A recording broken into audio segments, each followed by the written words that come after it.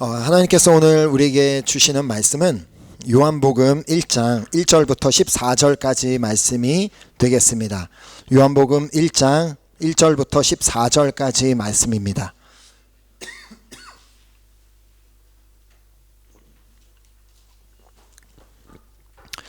오늘 하나님께서 우리에게 주시는 말씀은 요한복음 1장 1절부터 14절까지 말씀이 되겠습니다. 다 찾으셨는 줄 믿고 제가 한 절 읽고 여러분들 한 절 읽고 우리 하나님의 말씀 교독해서 읽도록 하겠습니다. 태초에 말씀이 계시니라. 이 말씀이 하나님과 함께 계셨으니 이 말씀은 곧 하나님이시니라. 만물이 그로 말미암아 지은 바 되었으니 지은 것이 하나도 그가 없이는 된 것이 없느니라. 빛이 어둠에 비치되 어둠이 깨닫지 못하더라.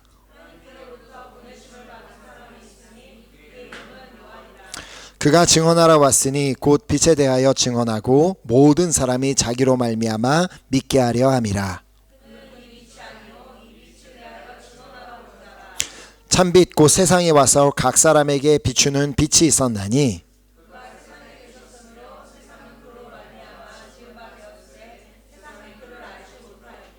자기 땅에 오매 자기 백성이 영접하지 아니하였으나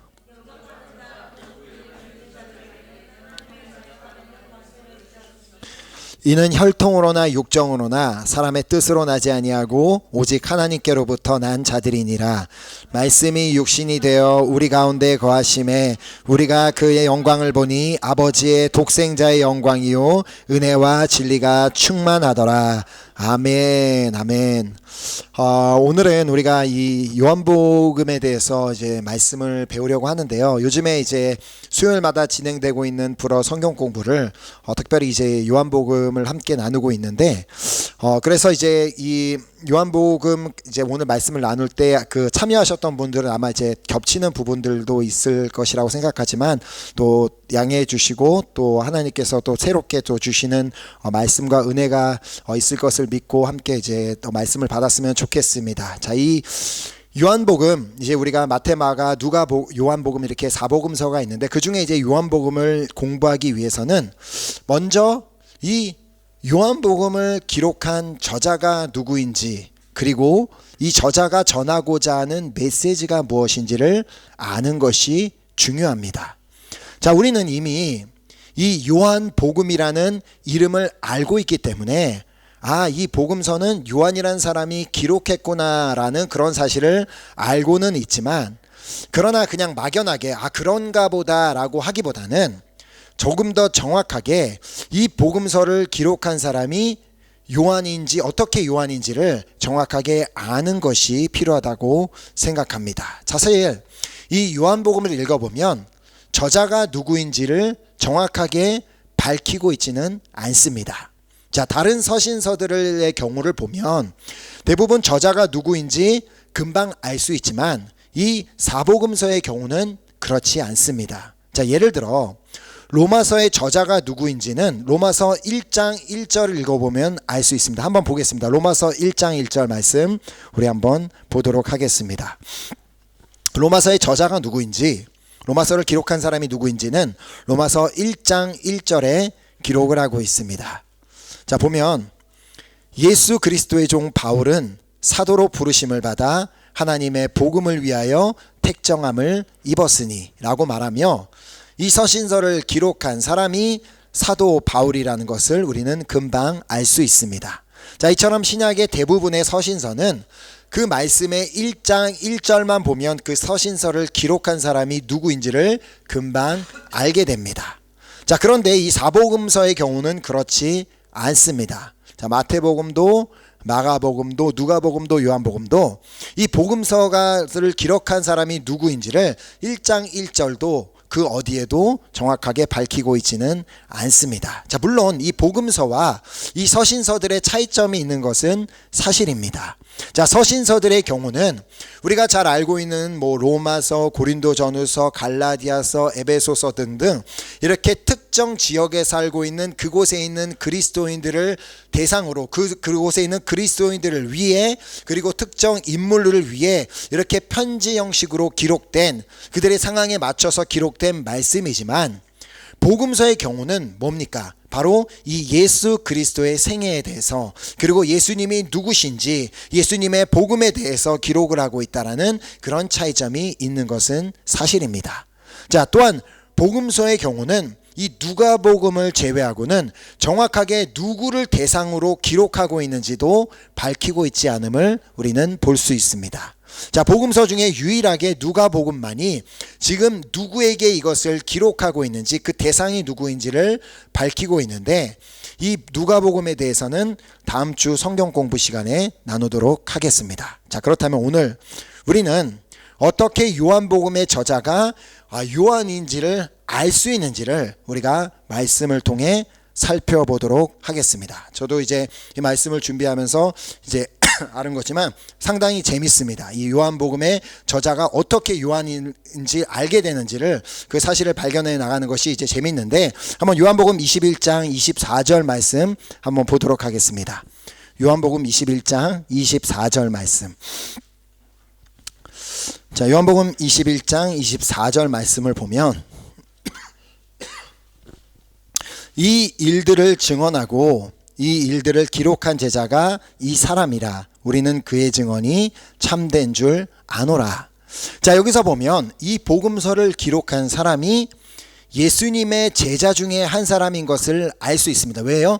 이 일들을 기록한 제자라고 말하고 있기 때문에 예수님의 제자 중에 한 사람인 것은 분명하고 이 일들을 이제 기록한 제자가 이 사람이다. 이 사람이라고 하면서 어떤 특정 인물을 지정하고 있는 것을 보게 되는데 그 사람이 누구인지는 앞에 20절에 볼 수 있습니다. 자, 요한복음 21장 20절을 읽어보면 베드로가 돌이켜 예수께서 사랑하시는 그 제자가 따르는 것을 보니 그는 만찬석에서 예수의 품에 의지하여 주님을 파는 자가 누구오니까 묻던 자더라. 그러니까 방금 전 24절에서 말한 이 제자, 특정한 그 제자는 예수께서 사랑하시는 그 제자임을 우리가 볼 수 있습니다. 자, 그렇다면 이 말씀 그대로 예수님께서 그 제자만 특별히 사랑하셨고 다른 제자들은 사랑하지 아니하셨기 때문에 이렇게 말씀하신 것일까요? 그렇지 않다라고 우리는 다시 한번 요한복음을 통해 보게 됩니다. 요한복음 13장 1절 말씀 보겠습니다. 요한복음 13장 1절 말씀을 보겠습니다. 요한복음 13장 1절에는 그 사랑하시는 제자라는 그 한 사람만 특별히 사랑하신 것이 아니라 모두를 사랑하고 있다고 말씀하고 있는데 6월절 전에 예수께서 자기가 세상을 떠나 아버지께로 돌아가실 때가 이른 줄 아시고 세상에 있는 자기 사람들을 사랑하시되 끝까지 사랑하시니라. 자, 여기서 말하는 자기 사람들, 그 사람들이 누구겠어요? 당연히 예수님의 제자들입니다. 자, 그러니까 예수님께서는 당신의 제자들, 모든 제자들을 사랑하시되 끝까지 사랑하셨다라고 말씀하고 있습니다. 자, 그렇게 끝까지 사랑하신 제자들 중에는 예수님을 팔아넘길 가론 유다도 포함되어 있었고 예수님을 3번이나 부인하고 저주할 그 베드로도 포함이 되어 있었습니다. 자, 그러니까 예수께서 사랑하시는 제자라는 말은 지금 그 사람을 다른 어떤 제자들보다 더 사랑하셨다라는 말로 보기보다는 그 제자는 예수님이 자신을 얼마나 사랑하고 계시는지를 알고 있는 제자였다고 우리는 볼 수 있는 것입니다. 자, 또 한편으로는 예수께서 사랑하시는 제자라는 말은 다른 제자들보다 예수님과 더 친밀한 관계에 있었던 사람이었기 때문이라고 볼 수 있는데, 자, 그렇게 말할 수 있는 이유는 조금 전에 우리가 읽은 20절 말씀에 그는 만찬석에서 예수 품에 의지하여 주님을 파는 자가 누구오니까 묻던 자더라라고 말할 만큼 그가 예수님과 가까운 사이에 있었던 제자였기 때문이었습니다. 자, 그러나 문제는 이렇게 식사 자리에서 예수님과 가장 가까운 자리에서 식사를 할 만큼, 그리고 또 예수님께서 사랑하시는 제자라고 불릴 만큼 예수님께서 매우 아끼시던 제자였던 것까지는 알겠는데, 도대체 그 사람이 누군지, 그 사람의 이름이 무엇인지는 그 어디에도 나와 있지 않다는 것입니다. 자, 그렇다면 우리는 이제 이 제자가 누구였는지를 복음서 안에서 찾아보도록 하겠습니다. 자, 요한복음에는 기록되어 있지 않지만 공간복음인 마태, 마가, 누가복음만에는 그 본관복음에만 기록된 몇 가지 사건들이 있습니다. 자, 그 중에 한 사건을 마태복음 17장에서 한번 보도록 하겠습니다. 마태복음 17장 1절부터 3절까지 말씀입니다. 마태복음 17장 1절부터 3절까지 말씀입니다. 차신절 읽겠습니다. 엿새 후에 예수께서 베드로와 야고보와 그 형제 요한을 데리시고 따로 높은 산에 올라가셨더니 그들 앞에서 변형되사 그 얼굴이 해같이 빛나며 옷이 빛과 같이 휘어졌더라. 그때의 모세와 엘리야가 예수와 더불어 말하는 것이 그들에게 보이거늘. 자, 보통 이 사건을 변화산 사건이라고 부르는데, 그 이유는 예수님께서 이 산에서 그 당신의 그 예수님의 모습이 변형되었었기 때문에 이제 변화산이라고 부르고 있습니다. 자, 그런데 이날 그 자리에서 예수님의 얼굴이 해같이 빛나며 옷이 빛과 같이 휘어졌고, 또 그 자리에서 모세와 엘리야와 함께 대화를 하신 장면을 목격한 세 사람이 있었다라고 1절은 말하고 있습니다. 자, 누구예요?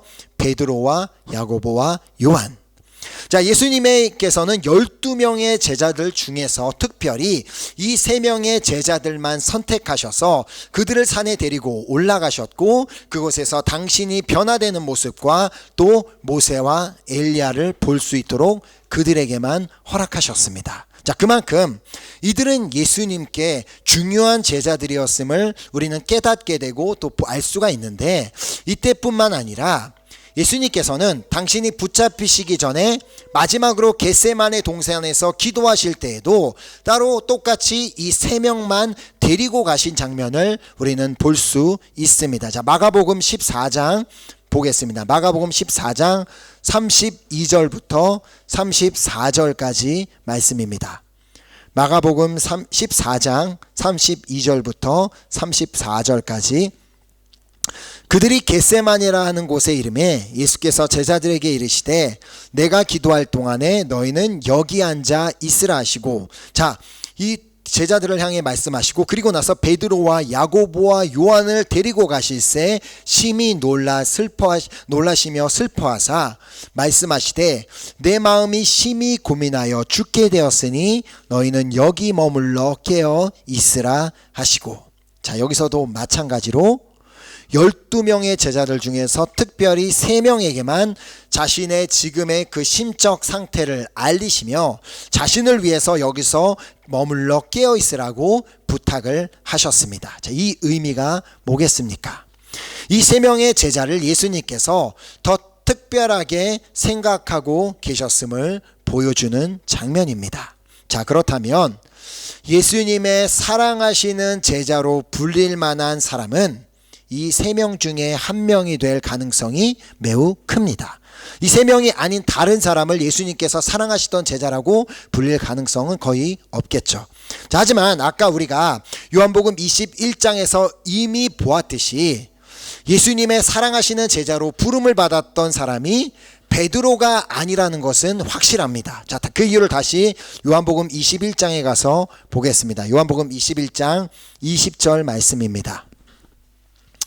요한복음 21장 20절 말씀. 요한복음 21장 20절을 보면 아까 본 말씀인데, 베드로가 돌이켜 예수께서 사랑하시는 그 제자가 따르는 것을 보니, 자, 베드로가 그 사람을 보았다는 건 베드로가 아니라는 말입니다.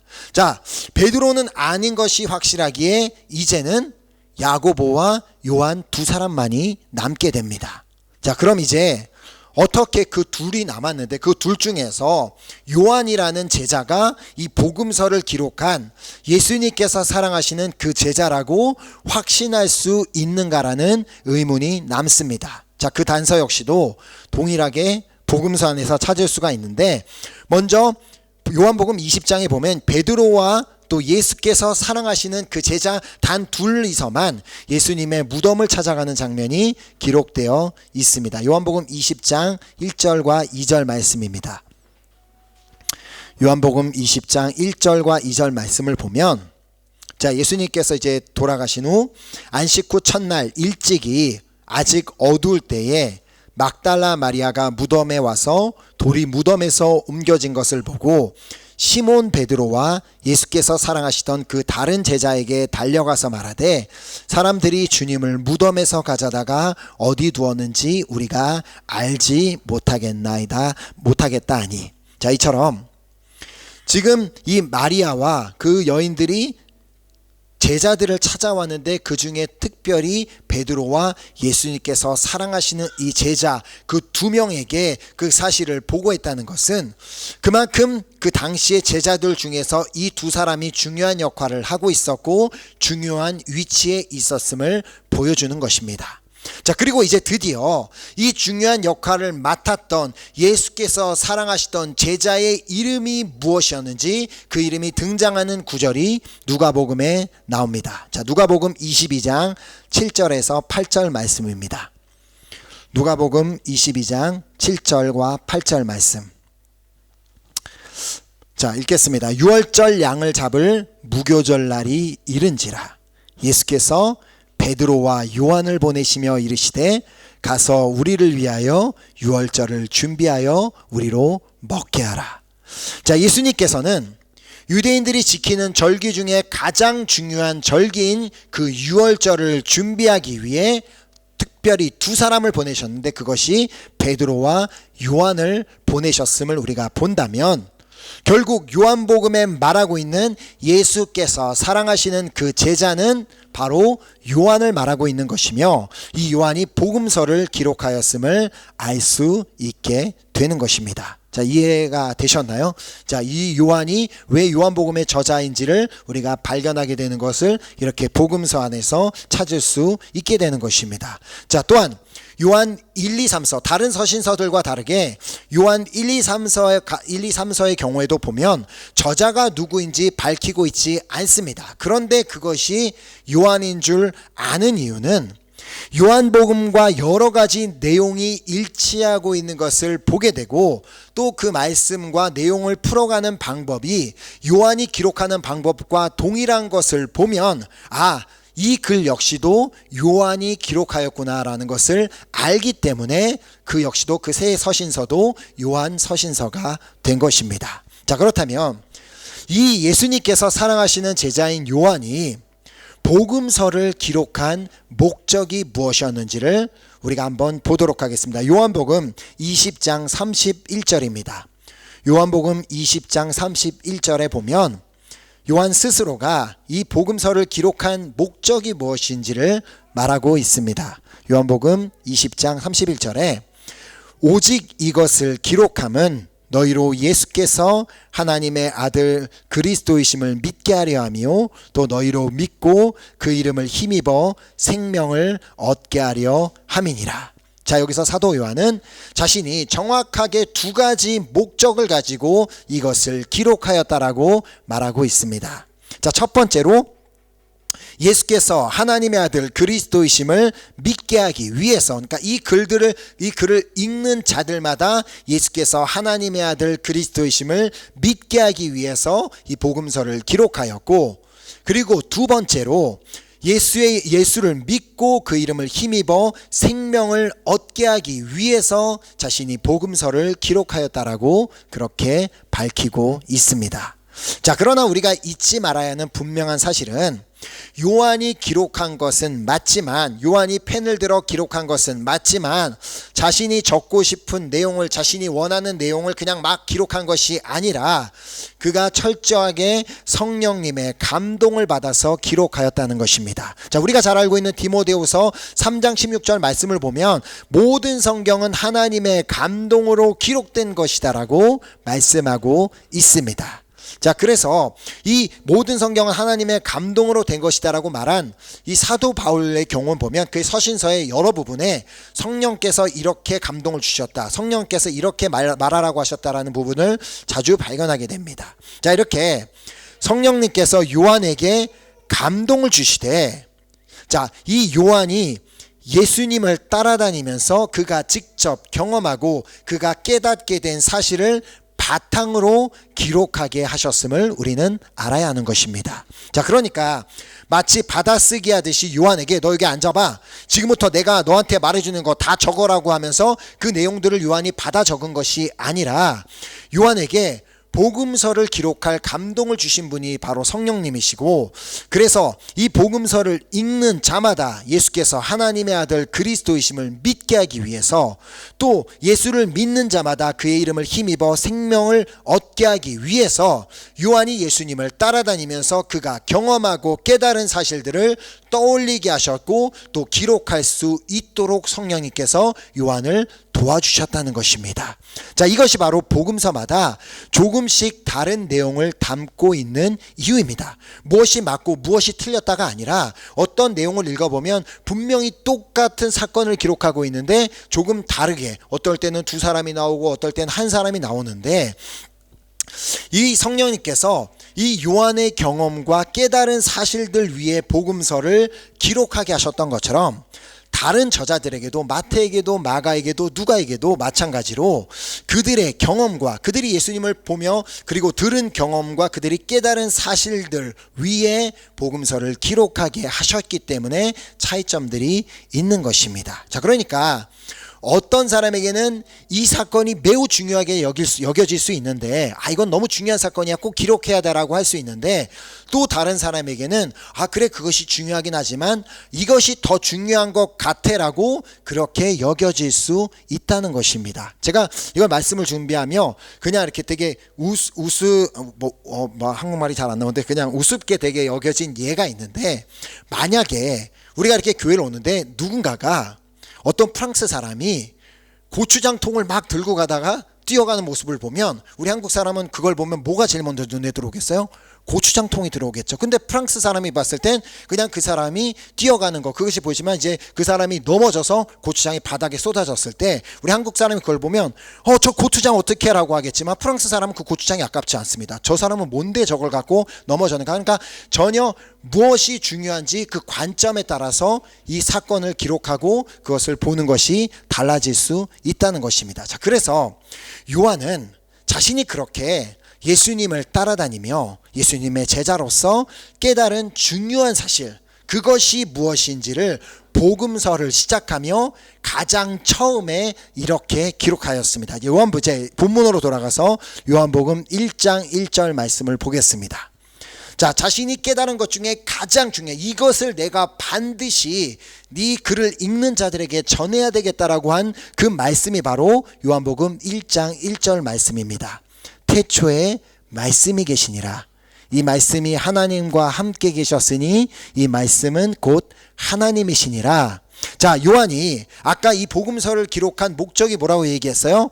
예수가 하나님의 아들 그리스도이심을 믿게 하기 위해서고, 그리고 예수를 믿는 자마다 그 이름을 힘입어 생명을 얻게 하기 위해서 기록했다고 했는데, 그가 복음서를 이와 같은 내용으로 시작하고 있다면 그가 지금 말하고자 하는 그 메시지는 무엇이겠습니까? 간단하게 말해 예수 그리스도는 말씀이라는 사실을 그 글을 읽는 자들에게 알리고 싶었던 것입니다. 자, 예수를 믿는다는 것은 단순히 나는 예수님을 믿습니다, 예수님은 이 땅에 오신 하나님의 아들이시고 예수님이 나를 위해 죽으셨고 예수님이 나를 위해 부활하셨다는 것을 믿는 것으로 끝나는 것이 아니라, 예수를 믿는다는 것은 말씀이신 예수님을 믿는 것, 그러므로 기록된 말씀을 믿는 것이다라고 그렇게 말씀하고 있는 것입니다. 자, 그러므로 태초에 말씀이 계시니라, 이 말씀이 하나님과 함께 계셨으니 이 말씀은 곧 하나님이시라 라는 말씀을 통해 요한이 전달하고자 하는 메시지는, 말씀이신 예수님은 태초에 계셨고 예수님이 하나님과 함께 계셨으니 예수님은 곧 하나님이십니다 라는 그 메시지인 것입니다. 자, 그리고 2절에 다시 한번 이렇게 말하죠. 그가 태초에 하나님과 함께 계셨다. 말씀이신 예수님은 태초부터 계신 분이십니다 라고 말씀하며 또 3절을 통해 다음과 같이 말합니다. 만물이 그로 말미암아 지은 바 되었으니 지은 것이 하나도 그가 없이는 된 것이 없느니라. 자, 이미 요한복음을 시작하며 태초라는 그 단어를 사용함으로써 말씀을 읽는 자들로 하여금 창세기를 떠올리게 만들었던 요한은 3절에서 태초에 일어난 천지 창조는 바로 여러분들이 알고 있는 그 예수 그리스도로 말미암아 일어난 일이라는 사실을 지금 그가 전달하고 있는 것입니다.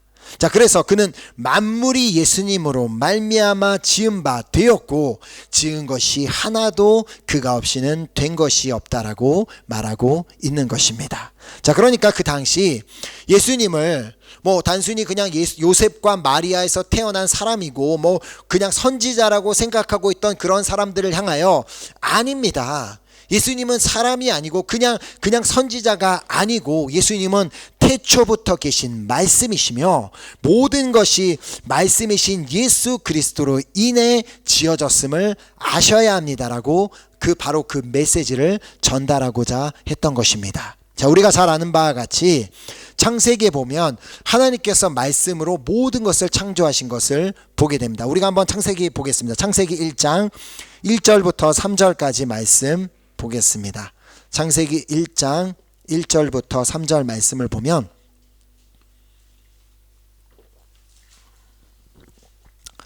자, 창세기 1장 1절부터 3절 말씀을 보면, 태초에 하나님이 천지를 창조하시니라. 땅이 혼돈하고 공허하며 흑암이 깊음 위에 있고 하나님의 영은 수면 위에 운행하시니라. 하나님이 이르시되 빛이 있으라 하시니 빛이 있었고. 자, 태초라는 때가 우리 인간적인 수준과 그 생각으로는 알 수 없는 그 시간입니다. 정말 그 하나님만 아시는 그 때에, 하나님 외에는 정말 아무것도 없었던 그 때에 하나님께서 빛이 있으라 말씀하시니까 그 말씀만으로 빛이 생겨나게 되었습니다. 그러니까 말씀으로 빛을 창조하셨고 빛은 말씀으로 창조되었음을 의미합니다. 자, 그리고 하나님께서 계속해서 말씀으로 우리가 알고 있는 이 자연 속에 존재하고 있는 모든 것을 다 지으셨다라고 우리는 창세기를 통해 보게 됩니다.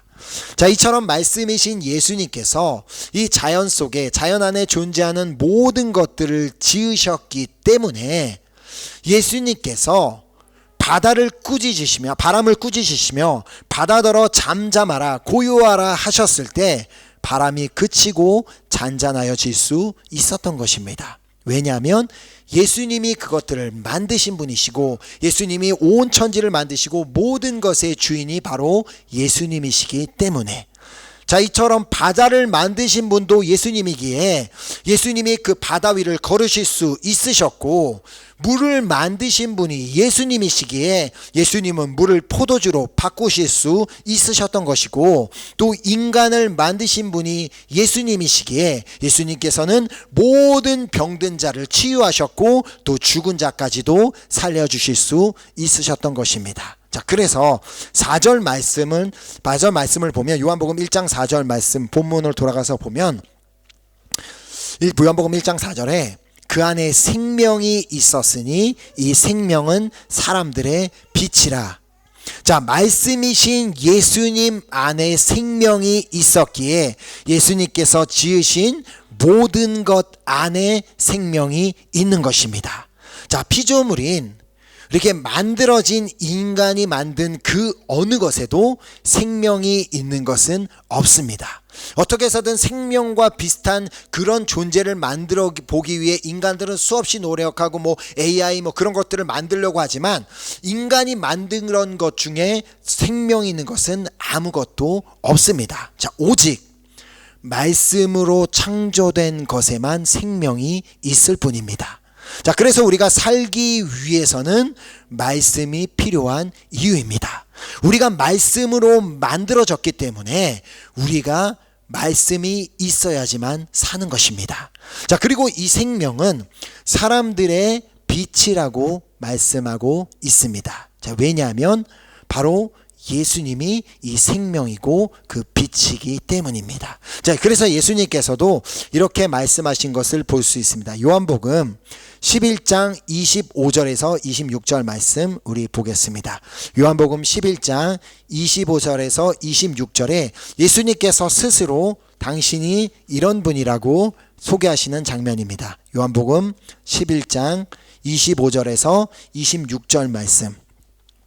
예수께서 이르시되 나는 부활이요 생명이니 나를 믿는 자는 죽어도 살겠고 무릇 살아서 나를 믿는 자는 영원히 죽지 아니하리니 이것을 내가 믿느냐. 자, 예수님이 부활이라는 말의 의미는 죽음이 결코 예수님을 이길 수 없음을 의미합니다. 자, 왜 그러겠어요? 예수님 당신이 생명 그 자체이기 때문입니다.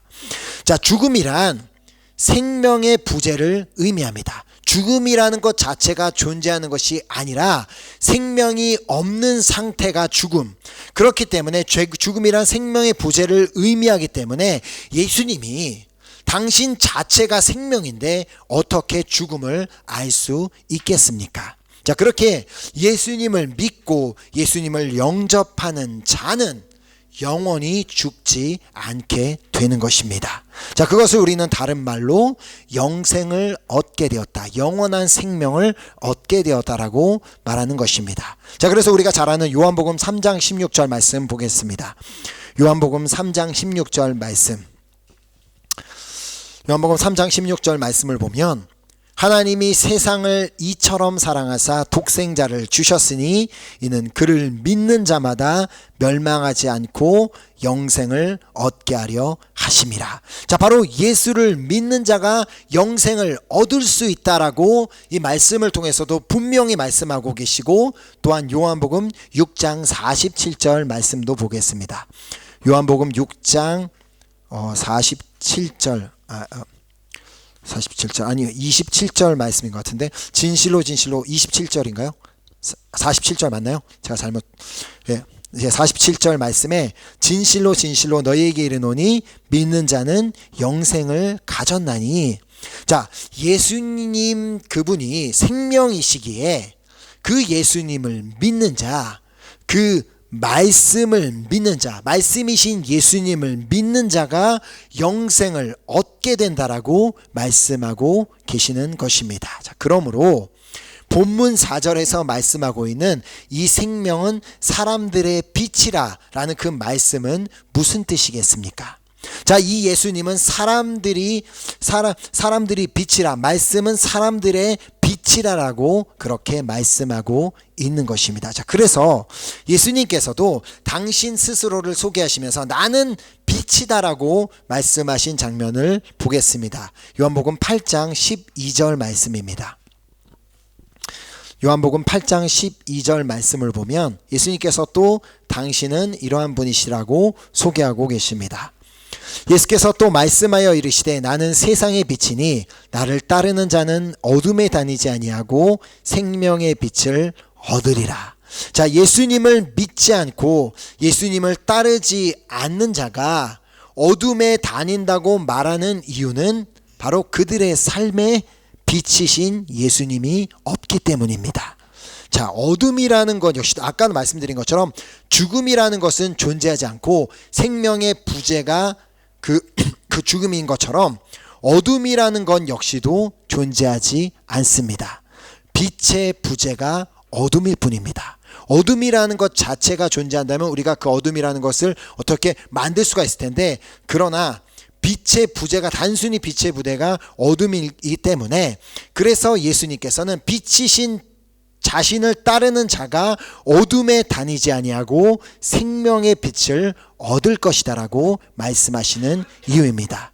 자, 이 빛이신 예수님을 믿고 그 빛이신 예수님을 따른다면 나의 모든 삶을 비추어 주실 텐데 믿지 않기 때문에 그 말씀을 믿지 않기 때문에 여전히 어둠에 거하며 지지난 주일에 말씀을 나누었던 것처럼 나는 어디서 왔으며 나는 어디로 가는 존재인지 모르며 살게 되는 것입니다.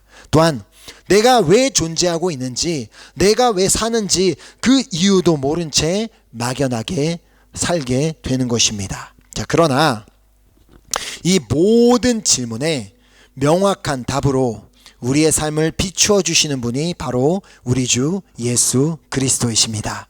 자, 다시 말해 예수님은 말씀이시기에 말씀이 우리의 삶을 비추어 주신다는 말입니다. 자, 그래서 시편 기자도 다음과 같이 고백한 것을 보게 됩니다. 시편 119편 105절 말씀 보겠습니다. 시편 119편 105절 말씀입니다.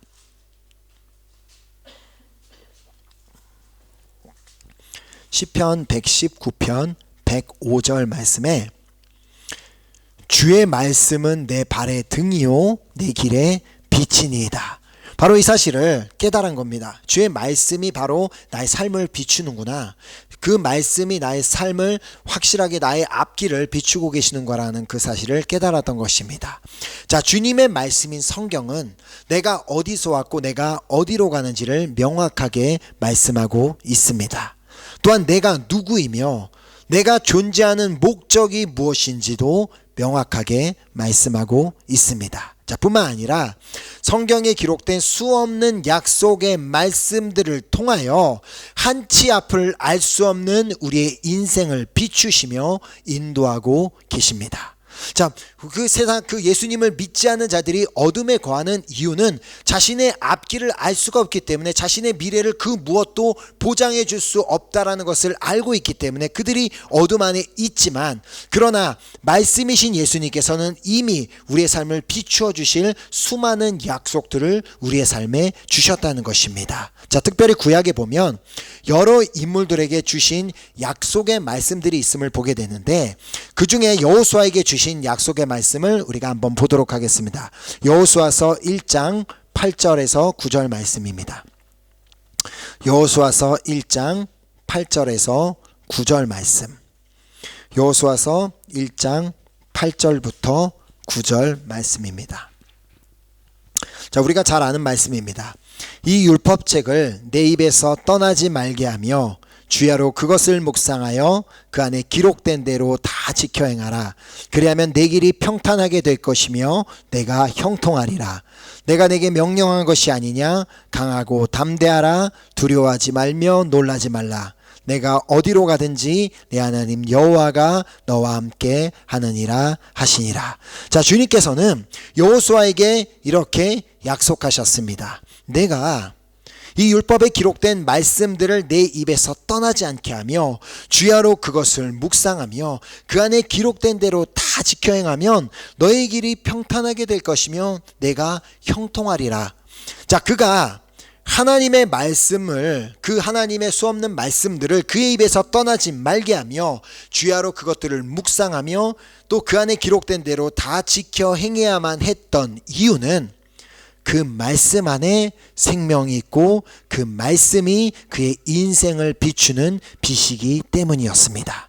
자, 그러니까 그가 생명과 빛이 되는 말씀을 늘 묵상하며 그 생명과 빛이 되는 말씀을 다 지켜 행할 때 바로 그 말씀으로 인해 그의 일이 평탄하게 되며 형통하게 된다라는 말씀이었던 것입니다. 그러니까 어떻게 우리가 막 말씀을 지키려는 목적이 그래야지만 하나님께서 나를 평탄하게 하시고 나를 형통하게 하시니까가 아니라 그냥 그 말씀 자체가 나에게 생명이 되는 말씀이고 그 말씀 자체가 나의 삶을 비추는 빛이기 때문에 그 말씀을 붙잡고 그 말씀을 묵상하고 그 말씀을 지키며 나아가면 하나님께서 그 지키는 자에게 바로 그렇게 그의 길을 평탄하게 하시며 형통하게 하신다는 말씀입니다. 자, 그런데 가장 중요한 것은 이 약속의 말씀은 여호수아 한 사람에게만 주신 약속의 말씀이 아니라는 것입니다. 자, 말씀은 곧 예수님이시고 예수님은 어제나 오늘이나 영원히 동일하신 분이시기에 그 뜻이 뭐냐면 그 주님의 약속의 말씀은 어제나 오늘이나 동일하다는 말씀입니다. 자, 그러므로 이 여호수아에게 주셨던 그 약속의 말씀은 어제나 오늘이나 영원히 동일하기 때문에 우리에게도 동일한 약속의 말씀인 줄 믿습니다. 아멘. 자, 그러므로 오늘 우리도 이 생명과 빛이 되시는 예수님의 말씀을 붙잡고 주야로 그 말씀을 묵상하며 그 안에 기록된 대로 지켜 행할 때 바로 그 주님의 말씀이 우리의 길을 평탄하게 하시며 형통하게 하여 주실 줄 믿습니다. 자, 또한 9절 말씀처럼 그렇게 주님의 생명의 말씀, 나의 길을 비추는 그 빛이신 말씀을 붙잡고 나아갈 때 그때 비로소 우리와 함께 하시는 여호와 하나님께서 친히 우리를 강하게 하여 주시며 우리를 두려워하지 않게 하여 주시며 놀라지 않게 하여 주실 줄 믿습니다. 아멘. 이처럼 말씀이신 예수님께서는 이미 당신의 말씀으로 우리의 길을 비추어 주시기로 다 예정해 놓으셨지만 안타깝게도 그것을 여전히 깨닫지 못하고 있는 자가 있다라고 오늘 본문 5절이 말씀하고 있습니다. 자, 요한복음 1장 5절을 다시 보면 본문에 돌아가서 1장 5절, 아마 이 요한도 너무나 안타까운 심령을 가지고 이것을 기록한 것으로 보게 됩니다. 빛이 어둠에 비치되 어둠이 깨닫지 못하더라. 또한 이제 9절과 11절 말씀을 보면 참빛 곧 세상에 와서 각 사람에게 비추는 빛이 있었나니 그가 세상에 계셨으며 세상은 그로 말미암아 지은 바 되었으되 세상이 그를 알지 못하였고 자기 땅에 오매 자기 백성이 영접하지 아니하였으나. 자, 이처럼 예수님께서 2000년 전 육체를 입고 이 땅에 오셔서 잠깐 계셨던 것도 아니라 거의 30년, 32년, 33년이 되는 그 시간을 지내시며 그렇게 당신을 스스로를 보여주시고 만나는 사람들마다 그들에게 치유해 주시고 그들에게 말씀하여 주시고 정말 여러 가지 그들의 예수님을 통하여서 그들의 삶을 당신의 말씀으로 당신의 능력으로 비추어 주셨건만 안타깝게도 여전히 많은 사람들이 예수님이 하나님의 아들, 그 말씀이신 예수님인지를 알지 못하였고 또 수많은 유대인들이 예수님을 영접할 생각을 하지 아니하고 저 사람은 신성모독하는 사람이다라 하며 그렇게 예수님을 죽이려고만 하였습니다. 자, 그리고 2000년이 지난 지금까지도 여전히 예수님만이 생명의 빛인 줄을 모르고 살아가는 수많은 사람들이 오늘도 이 땅에 있고 또 여전히 유대인들은 예수님을 영접하지 않고 있습니다. 자, 그렇게 많은 사람들이 그렇게 여전히 예수님을 모르고 예수님을 영접하지 않고 있지만 그러나 오늘 그 어떠한 사람이든 이 예수님을 영접하고 그 이름을 믿는 자들에게 어떤 권세를 주셨는지 우리는 이미 지지난 주일 말씀을 통해 받은 바 있습니다. 자, 본문 12, 13절 말씀입니다. 본문 12, 13절 말씀에 영접하는 자, 곧 그 이름을 믿는 자들에게는 하나님의 자녀가 되는 권세를 주셨으니 이는 혈통으로나 육정으로나 사람의 뜻으로 나지 아니하고 오직 하나님께로부터 난 자들이니라. 자, 이 세상에 그 누구도 부모님의 선택으로 인해 이 땅에 존재하고 있는 사람은 아무도 없습니다.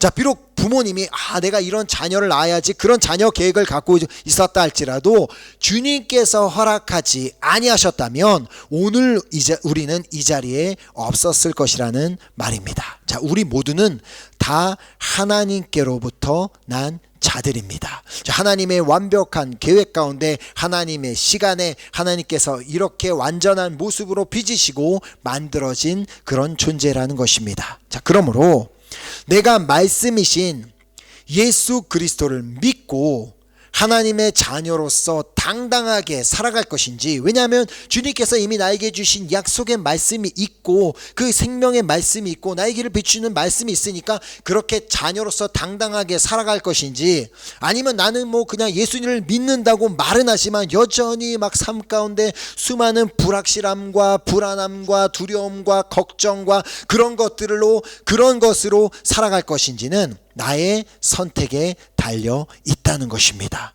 오늘 내가 그 말씀을 믿기로 결단하고 그 말씀을 붙들고 그 말씀을 따라 살 것인지, 아니면 그렇게도 막 말씀대로 살라고 얘기하지만 나는 그냥 내 방식대로 살 거야 라고 하며 그냥 여전히 그렇게 불안함과 불확실함 가운데 살 것인지는 나의 선택에 달려 있다는 것입니다. 자, 그러나 오늘 이 자리에서 예배하고 있는 우리 모두는 말씀이신 예수 그리스도를 믿음으로 말미암아 약속의 말씀들을 붙잡고 믿음으로 말미암아 하나님의 자녀로서 당당하게 하루하루를 살아가며 승리하게 되는 우리 모두가 되기를 소망하며 축복합니다. 아멘. 자, 결국 이 요한복음의 메시지가 무엇이겠습니까?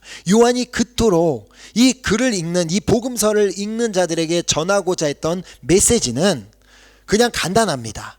우리는 예수님 없이는 존재할 수 없는 자들이다. 예수님이 없으면 우리는 아무것도 아니라는 그 메시지입니다.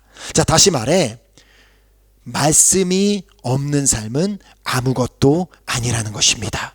자, 그냥 이 요한복음 1장 1절을 시작하면 태초에 말씀이 계셨다. 태초부터 있었던 그 말씀으로 우리 한 사람 한 사람은 창조되었기 때문에 그 말씀이 없으면 우리는 존재하는 가치도 없고 존재하는 목적도 없고 우리는 아무것도 아니라는 사실을 알기를 원하기 때문에 요한 사도는 이 말씀을 전하고 있는 것입니다. 자, 다시 한번 요한 사도는 본문 14절에 이렇게 강조하고 있습니다. 요한복음 1장 14절에 말씀이 육신이 되어 우리 가운데 거하심에 우리가 그의 영광을 보니 아버지의 독생자의 영광이요 은혜와 진리가 충만하더라. 아멘. 그 예수님의 제자였던 그 요한은 그 예수님을 따라다니며 그렇게 예수님의 말씀과 행하시는 일들을 보며 그냥 단순하게 예수님은 하나님의 아들이신가 보다, 그리스도이신가 보다라고 끝난 것이 아니라 이분은 말씀이 육신이 되어 이 땅에 오신 분이구나. 예수님은 말씀이시구나. 그리고 그분 안에 정말 하나님의 영광이 있고 그 안에 은혜와 진리가 충만했구나. 그 사실을 요한은 깨달았던 것입니다. 즉, 예수를 믿는 우리가 그 주님께서 주신 그 말씀을 우리의 입에서 떠나지 말게 하며 주야로 그것을 묵상하며 그것들을 지켜야 하는 이유는 그 생명의 말씀 안에 은혜와 진리가 있기 때문입니다. 자, 그것도 말씀 안에 은혜와 진리가 충만하기 때문입니다. 자, 그러므로 오늘 우리가 그렇게 은혜로 충만한 삶을 살기를 원한다면 요한 사도는 뭐라고 얘기하겠어요? 너 은혜로 충만한 삶 살길 원해? 그러면 말씀을 읽고 그 말씀을 묵상하고 그 말씀을 붙잡고 살면 너는 바로 그때 그 말씀으로 인해 은혜가 충만한 삶을 살게 될 거야. 그리고 진리가 충만한 삶을 살게 될 거야 라고 요한 사도는 우리에게 그렇게 말씀할 것입니다.